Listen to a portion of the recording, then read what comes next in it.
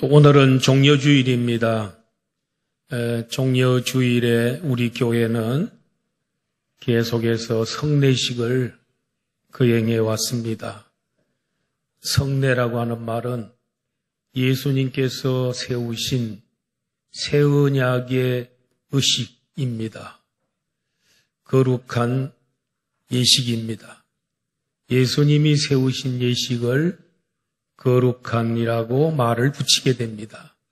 세례와 성찬으로 나누어지는 것입니다. 첫째로 세례에 대해서 마태복음 3장 13절에서 17절을 가지고 설명을 드리겠습니다. 세례라는 말은 죄를 씻는 의식이다 혹은 예식이다 이렇게 말할 수 있습니다. 세례식은 죄 씻음 받은 것을 하나님 앞과 온 교회 앞에서 공포하는 것입니다. 그리고 목사가 성부와 성자와 성령의 이름으로 물을 뿌려서 세례를 베푸는 것입니다. 세례가 얼마나 중요하면 예수님께서 요한에게 자진해서 강건하여 내게 세례를 좀 베풀어 달라고 부탁을 하셨을까요? 원래 세례는 죄를 지은 사람이 죄를 씻기 위해서 세례가 필요한 것인데 우리 예수님은 하나님의 아들이시고 죄가 없는 분입니다. 그런데 왜 예수님께서 세례를 받기를 원하셨을까요?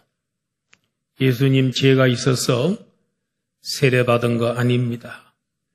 그는 온 인류, 죄인들을 대신해서 자진하셔서 물속으로 들어가시고 그리고 물에서 올라오신 것입니다. 남을 위한 대속의 의미에서 세례를 받으신 것입니다.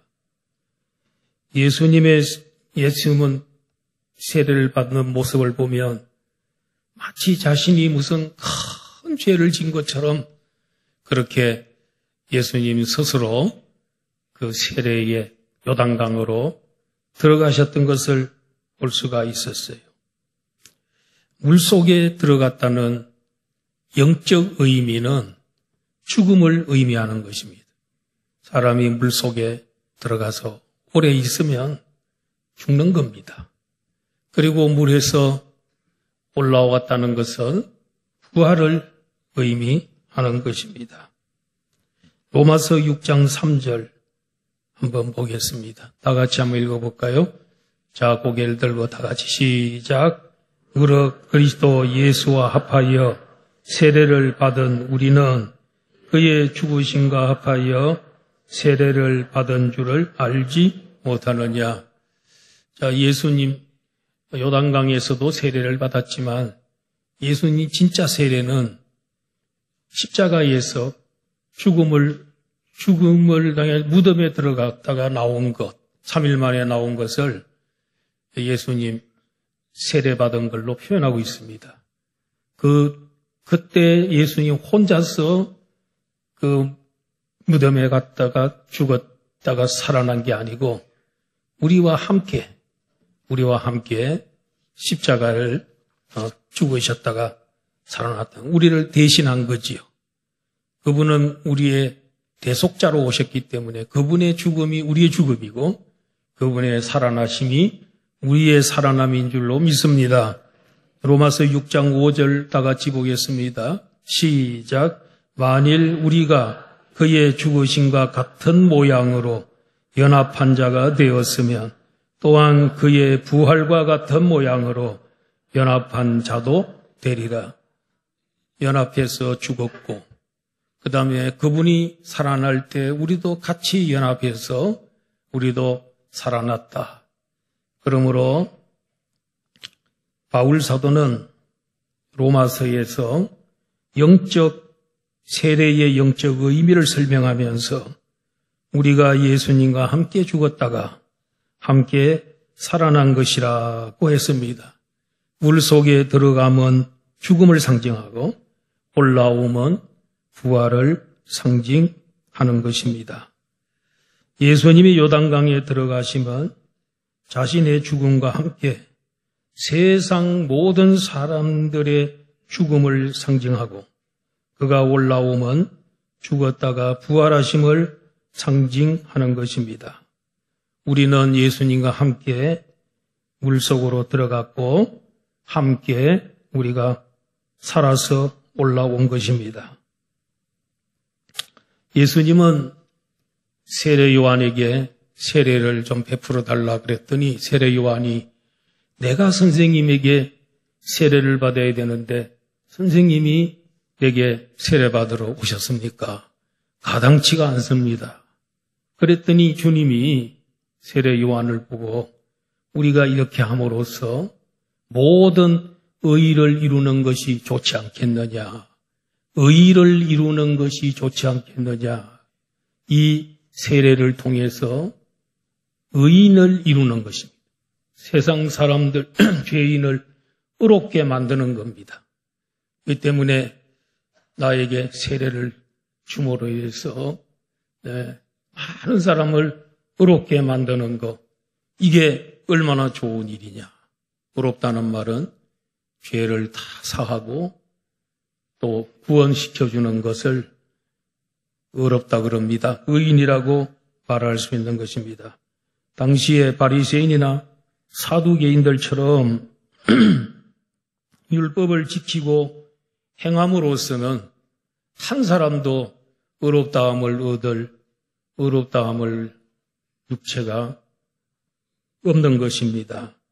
그런데 예수 그리스도가 구원해 주셔서 영생을 얻게 된 줄로 믿습니다. 이번에 경북 산불이 나서 많은 피해를 입은 중에 우리 교인 중에 집사님 한 분 친정집이 그 마을 전체가 화재로 인해서 전소가 됐습니다. 다 타버렸습니다.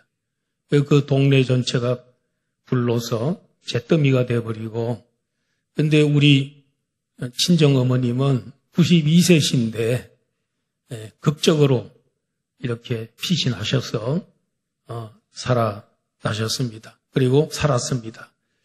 그리고 그 동네 두 분이 세상을 떠났다고 합니다. 근데 이 어머님이 굉장히 청명하시고 그런 분인데 집은 잃었지만은 그러나 그 생명을 잃지 아니하고 건진받은 거 너무 감사하다. 자, 이러면서 집을 좀 다른 데로 가자 그래도 끝까지 집을 다시 짓는 거, 그런 것들도 이렇게 지켜보면서 나는 떠나지 않겠다. 컨테이너 같은 걸 만들어가지고 한 2년 동안 머물러게 아마 그렇게 조처를 한다는 것 같아요. 이 집이 누구냐면 이상혁 집사님과 김형남 집사님, 이 가정의 집입니다. 그리고 우리 노회에서 청송에 있는 덕리교회라고 있는데 우리 노회에 소속된 교회입니다.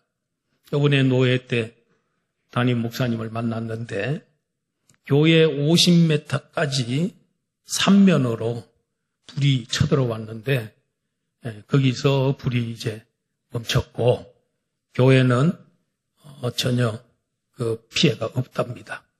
교회하고 사택이 같이 있었는데 50m까지 접근을 했는데 타지 않았고 그 대신 목사님이 과수원을 사과밭을 하고 있는 사과나무 100그루가 있는데 그 중에서 40그루가 화기에 의해서 화기가 얼마나 뜨거운지 그에 의해서 나무가 싹이 잘 안 나고 또 꽃이 안 피는 그런 상황이 있어서 그런 정도의 피해가 된 것도 이렇게 생명에는 지장이 없기 때문에 너무너무 감사하다. 그런 말씀을 어제 저녁에도 같이 나누었습니다. 거기서 그 덕리교회에서 한 10분 정도 차로 가면은 거기에 성지교회가 있는데 우리 합동집교회입니다. 그 교회는 아주 완전히 교회하고 사택이 다 타버렸습니다. 그래서 우리 총회에서 신문에 보니까 적극적으로 이 교회를 복구하도록 그렇게 돕겠다는 얘기도 있습니다. 그리고 의성회에서는 우리 또 신연호 장로님 고향이신데 거기 고향 동네에 동생뻘 되는 친척 중에 동생뻘 되는 가정인데 거기는 이제 나무를 키워가지고 그걸 이제 파는 그런 거인데 1000평 이상 되는 그 나무를 잘 키워놨는데 다 타버렸습니다. 완전히 다 타버렸어요. 그래서 10억 이상의 이런 피해를 입었다 하는 여인 얘기를 들었습니다. 그런데 좀 재산의 피해는 입었지만은 그래도 좀 생명을 잃지 않고 보존하시고 그렇게 한 것은 대단히 좋은 일이다. 이게 생각이 됩니다. 생명을 불 가운데서 건져주신 것에 대해서 다들 감사하고 있습니다. 예수님은 죄와 허물로 죽은 우리를 살리기 위해서 친히 세례를 받으셨습니다. 우리는 주와 함께 물에 들어갔고 주와 함께 다시 올라왔습니다. 죽었고 또 같이 부활하게 된 것입니다.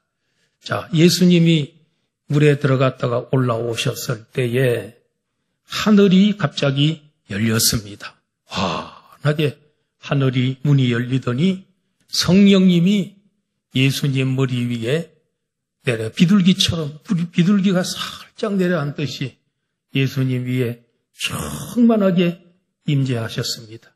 예수님 그때 성령 권능 받고 그때부터 갈릴리로 가셔서 복음 전하시고 십자가까지 지시게 되고 부활까지 하시게 되는 능력을 성령의 능력으로 사역하신 줄로 믿습니다.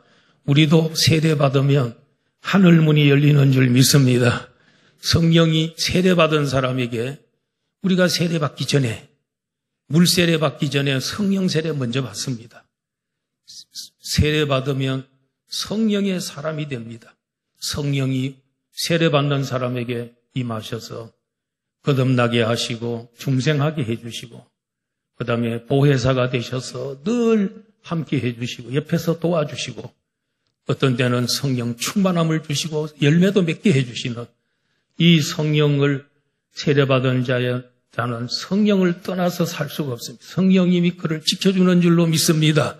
평생 천국 가서도 지켜주는 줄로 믿습니다.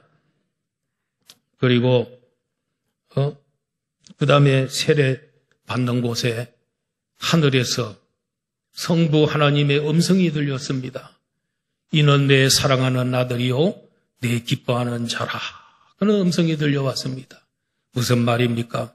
세례받고 온 인류의 죄를 위해서 대신 세례를 받으시고 이 올라오시는 예수님을 향해서 이 사람이 바로 내 사랑하는 아들이고 내가 기뻐하는 아들이다 하고 성부 하나님이 공포해 주시고 선언해 주셨습니다. 그런데 그 선언은 예수님에게만 끝나는 게 아니고 오늘 이 세례받고 성령의 충만함을 받은 우리 모든 성도들을 향해서도 우리 하나님께서 너는 내 사랑하는 아들이고 내 기뻐하는 자다 하고 선언하시는 줄로 믿습니다. 아멘 하시기를 바랍니다. 예, 여러분들을 향해서도 왜냐하면 세례 예수님과 같이 세례받고 올라오고 성령 받고 살고 그러니 예수 하나님이 여러분을 얼마나 사랑할까요? 아들로 내 사랑하는 아들이다 하는 거죠.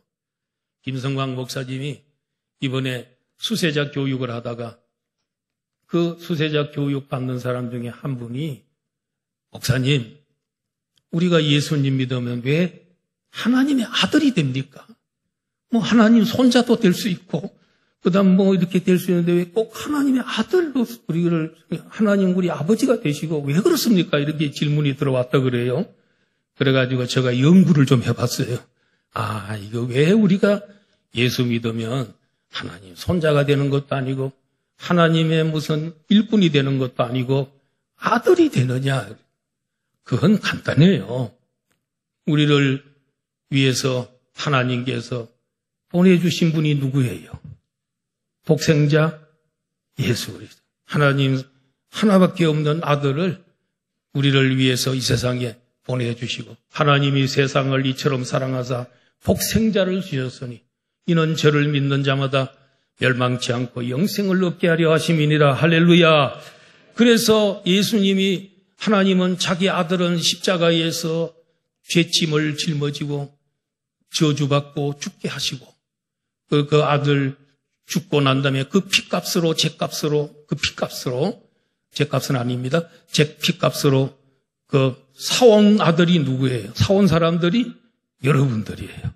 그러니까 자기 아들보다도 오히려 더 귀하게 여기고 사랑하는 사람이 우리들인 줄로 믿습니다. 그러기에 피로 값주고 사왔단 말이에요. 누구의 피로? 자기의 사랑하는 아들의 피. 예수님의 피값을 계산할 수 있겠습니까? 그 값을 주고 사왔기 때문에 아들로 우리를 삼아주는 줄로 믿습니다. 그래서 우리는 하나님의 양자가 된 거예요. 원래 하나님의 적자는 예수님 뿐이에요. 그런데 우리는 예수님 믿어서 다 양자로 입양을 했어요. 그렇기 때문에 우리는 하나님 우리 아들로 삼아주시는 줄로 믿습니다. 그래서 너는 내 사랑하는 아들이요 내 기뻐하는 자다 하고 하나님이 예수님에게 선언해 줬는데 그게 바로 나를 향한 선언인 줄로 믿습니다. 예수 믿으면 세례받으면 이런 이 축복이 우리에게 주어지는 거예요. 놀라운 축복이 주어지는 거예요. 세례받은 사람은 하나님의 아들이 되는 거예요. 성령의 사람이 되는 줄로 믿습니다. 그리고 두 번째로는 성찬에 대해서 간단하게 말씀을 드립니다. 내일이면 아침 9시에 예수님이 십자가를 지시게 되는데 그 전날 밤에 유월절입니다. 식사하는 유월절 식사를 제자들과 함께 하시면서 예수님은 떡을 가지고 축복하시면서 나눠주면서 너희를 위하여는 내 몸이라고 말씀하셔요. 이거 받아 먹으라 그랬습니다. 그 다음에 식후에 잔을 나눠주면서 너희를 위하여 흘리는 바 나의 피 곧 언약의 피다. 언약의 피라는 말은 이 피를 먹고 이 피를 믿으면 예수 나의 죽음과 나의 부활을 믿으면 내가 언약하겠는데 약속하겠는데 반드시 너를 구원시켜 주겠다. 그러므로 이 피를 먹어야 된다. 이 잔을 이 떡을 먹어야 된다. 이렇게 하시면서 약속된 떡이고 약속된 잔이에요. 그래서 언약의 잔이라는 거예요. 언약의 피라는 거예요. 구약시대에는 짐승이 대신 죽어였지만은 그건 다 그림자고 진짜 원형은 예수 그리스도의 십자가의 죽음인 줄 믿습니다. 그래서 그걸 예수님을 믿은 사람은 여러분 구원에 이르게 반드시 구원시켜 주겠다는 약속을 예수님이 거기서 하신 줄로 믿습니다. 그러므로 예수님의 살은 참된 양식이요 영생하는 양식입니다. 예수님의 피는 참된 음료요 영생하는 음료인 줄로 믿습니다.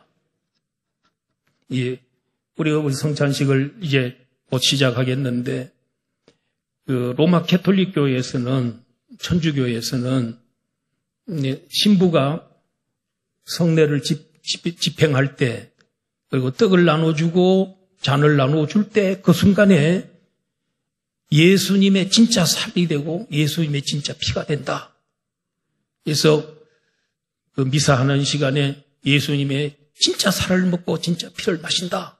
이렇게 주장을 했습니다. 이걸 이제 화채설이라 그럽니다.